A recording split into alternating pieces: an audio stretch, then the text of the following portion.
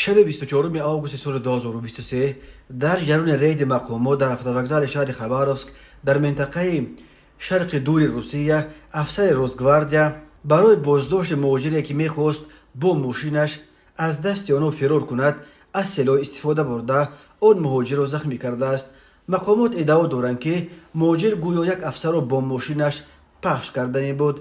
ویدیو لحظه تیراندازی افسران پلیس شب 24 آگوست در شبکه‌های اجتماعی نشر شد.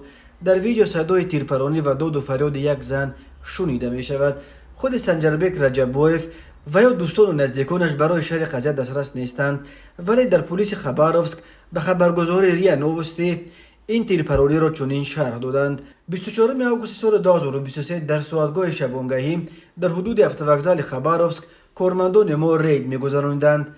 یکی از عهده‌گان منطقه آسیای مرکزی مقاومت نشان داده هنگام فرار با ماشینش کوشش کرد که یکی از کارمندان مقامات را پخش کند. بر علاوه او برای آدمان تهدید ایجاد کرده بود. به این دلیل کارمندان روزگواردیا از سلاح استفاده بردند و در نهایت قانون شکن دستگیر کرده شد. رسانه‌های محلی خبر دادند که این مهاجر تیرخورده سنجربک رجبویف سال تولدش 2003 شهروند قرقیزستان است. سبب از محل رید فرار کردن او ناروشن باقی میماند.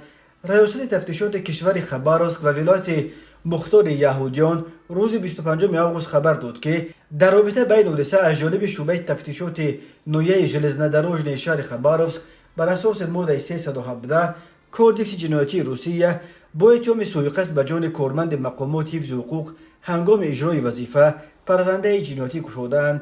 به سنجربک رجبویف بر اساس این بند قانون از 12 تا 20 سال زندان تهدید میکند.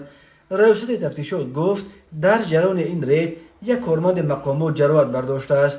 او هم این افسر و هم مهاجر تیرخورده در بیمارستان قرار دارند و تفتیشات مسئله انتخاب چاره پیشگیری نسبت به مهاجر دستگیر شده را بررسی میکند. در چند ماه اخیر ریدها به ضد مهاجران در شهرهای روسیه افزایش یافته است.